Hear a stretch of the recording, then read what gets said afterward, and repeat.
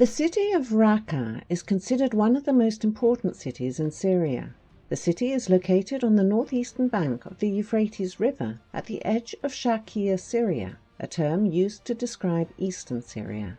Syria's largest dam, the Tabqa Dam, is located 40 kilometers to the west of Raqqa. The dam is one of the most important electricity and water sources in Syria. It was built to generate hydroelectric power as well as irrigate lands on both sides of the Euphrates. The town of Tabqa and the nearby Tabqa military airport are located directly south of the dam. Raqqa is linked with the Syrian industrial capital of Aleppo, the oil-rich province of Deir ez-Zor, and the fertile area Hasakah through the M4 highway. The city's inhabitants number 220,000 according to the 2004 census. The Raqqa countryside is home to about 100,000 people.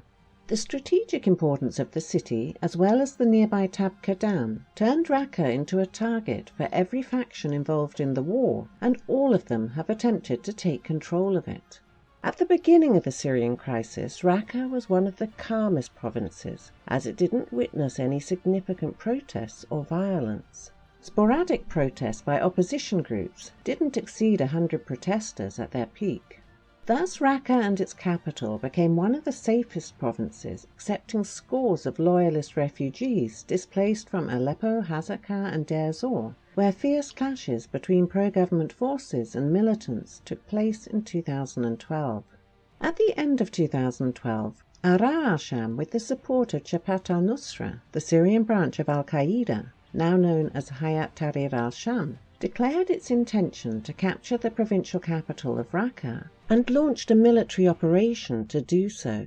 Ahrar al-Sham and Jabhat al-Nusra captured the Jira airbase and the important town of Maskana in the province of Aleppo and entered the province of Raqqa. Militants captured Tabqa and the Tabqa military airport and captured the city of Raqqa after 3 days of clashes on March 6, 2013. The Syrian army didn't organize any real defenses for the city. This led to many questioning the loyalties of the provincial leadership, which seemingly played an integral role in the loss of this strategic province.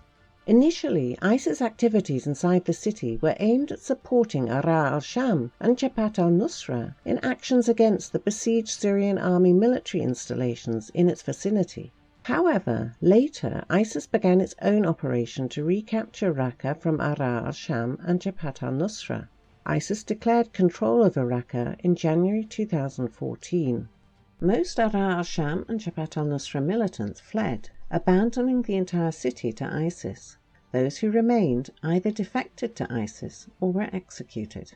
In the past 3 years, ISIS was systematically strengthening its presence and influence in Raqqa, as it didn't face any real danger from the other forces involved in the war. In 2016, following the first liberation of Palmyra, the Syrian army, backed up by the Russian airspace forces, launched an advance with the goal of recapturing the Tabqa military airport and even the city of Raqqa from ISIS. However, government forces didn't reach even their first goal and were pushed to retreat after a series of ISIS counterattacks. The start of the Russian military operation in Syria in 2015 dramatically changed the course of the war and returned the ability to conduct successful operations to the Assad government. The government advance on the Tabqa military airport resulted in no gains. Nonetheless, it became clear that if the US-led coalition against ISIS continues to ignore the terrorist group in Syria, the Syrian government and its allies would be able to solve this problem themselves. Just for example, in the same year, the Syrian army liberated the city of Aleppo from Jabhat al-Nusra and its allies. This was one of the biggest government victories in this war. This could become a major diplomatic and PR failure for the US and its regional allies. In October 2015, a new brand of US-backed forces appeared in the war. The establishment of the Syrian Democratic Forces, SDF, was declared during a press conference in Hasakah, a town which is controlled by the Kurdish Democratic Union Party, PYD, and its military wing, the People's Protection Units, YPG. While the US and mainstream media claimed that the SDF was a multi-ethnic organization, the YPG and the YPJ, the female equivalent of the YPG, became the core of the group. Understanding this problem, the US-led coalition contributed significant efforts in 2016 and early 2017 to build an Arab faction in the SDF. However, the Kurdish militias remained the undisputed core of the SDF. On November 6, 2016, the SDF, backed up by the US-led coalition's air power and special forces, launched the Operation Euphrates Roth, aimed at expelling ISIS from the province of Raqqa. Now the SDF officially includes 36,000 YPG fighters, 24,000 YPJ fighters, and 20,000 Arab tribal fighters, including groups like the Manbij Military Council. Between 10 and 20,000 members of the Kurdistan Workers' Party, PKK, are present in the SDF-held area of northern Syria and unofficially participate in SDF military operations.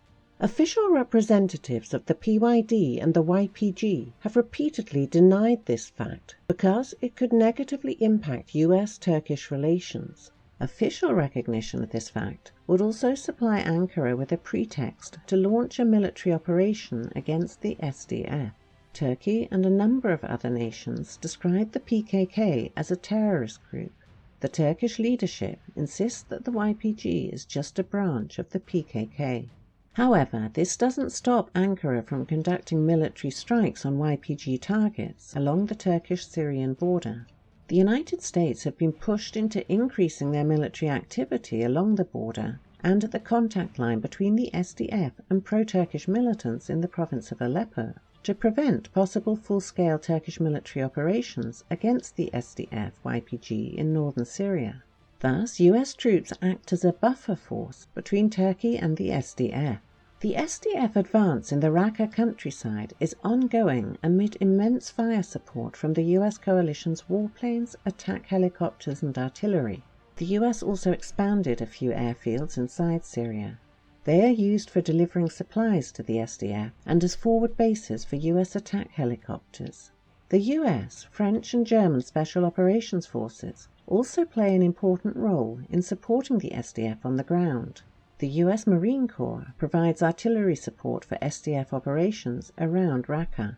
So far, the SDF has been able to outflank Raqqa from the western, eastern and northern directions, to cross the Euphrates and to capture the Tabqa military airport, the town of Tabqa, and to set a foothold for isolating the self-proclaimed capital of ISIS from the southern direction.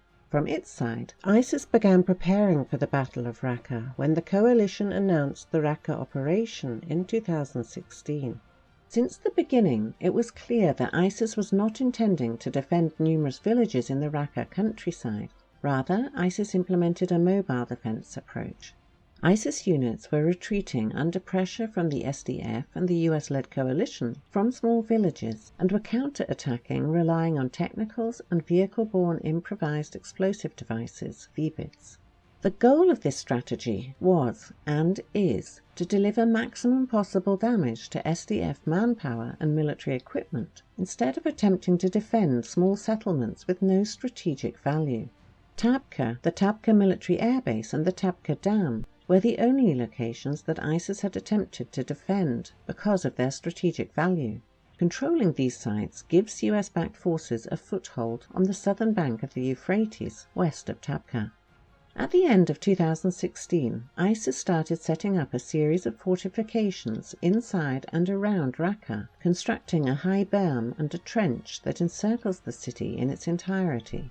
Several local sources also reported that the terrorist group had worked on establishing an intricate series of tunnels, trenches and cement barriers inside Raqqa. Furthermore, opposition sources reported that ISIS began lacing explosives and planting IEDs in sensitive areas inside and around the city. At the turn of 2017, following the success of US-backed forces in Raqqa's western and eastern countryside and the cutting off of the Raqqa-Deir ez-Zor highway, in addition to the Syrian army's resilience in Deir ez-Zor, ISIS began relocating its equipment and ammunition to the inside of the city, as well as establishing firing points and sniper nests.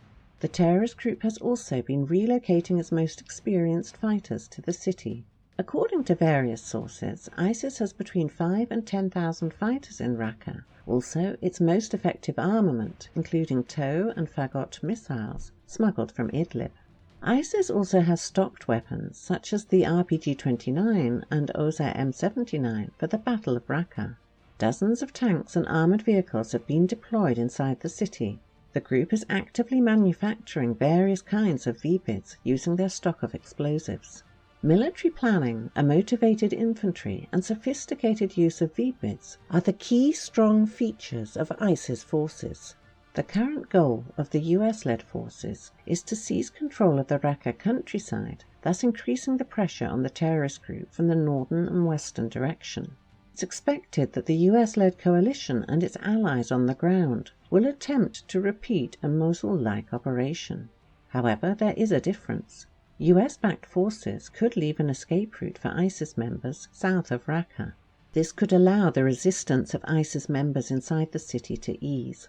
Meanwhile, if this is done, many terrorist group members will be able to remain alive and free in Syria, and some of them could then move to Europe as refugees. The storming of Raqqa will include a heavy bombing campaign by the US-led coalition air force with warplanes, attack helicopters and drones, as well as marine artillery. The United States will expand their military presence on the front lines against ISIS and will deploy more troops and military equipment. As in Mosul, Washington and the mainstream media will likely deny that US troops are directly engaged in the battle against ISIS in Raqqa. However, without active US military support, the SDF will hardly be able to retake Raqqa from ISIS within a realistic time frame. ISIS will also use the Mosul experience, using well-equipped small groups of fighters, deploying huge numbers of snipers on all streets of the city, and of course the heavy use of VBID and suicide bombers to attack any gathering of the SDF, and to deploy mines and IEDs on all the roads. One of the biggest problems that the SDF will face is the high number of civilians in the city. According to local sources, there are over 250,000 people, including refugees from Deir ez-Zor and Iraq, and the families of ISIS terrorists in Raqqa. In general, the battle is expected to last months, and unfortunately, as in Mosul, large numbers of civilians will be killed due to the fighting and the coalition's bombing campaign. US military officials argue that US-backed forces will start storming Raqqa this summer. Nonetheless, it's difficult to forecast when the city is likely to be retaken from the terrorists. Iraqi forces launched their final push towards the ISIS stronghold of Mosul on October 16, 2016, and the city has yet to be completely liberated. Tensions between the PYD, YPG and the Turkish government are another factor that impacts and slows down the SDF advance on Raqqa. Meanwhile, the Kurdish-dominated SDF has announced that the liberated city will be included in the Federation of Northern Syria, Rojava, the YPG SDF-held area of northern Syria. This raises a lot of concern in the Syrian government, and many pro-government activists question the loyalty of the administration that will rule the city and the people's desire to join Kurdish federalism, especially after much talk about the racist practices of the Kurdish federal administration in Hasakah and Kamishli against the Arabs. Some even speculate that if the SDF succeeds in controlling the city, it may still fail in managing it. However, it is too early to make such far-reaching conclusions.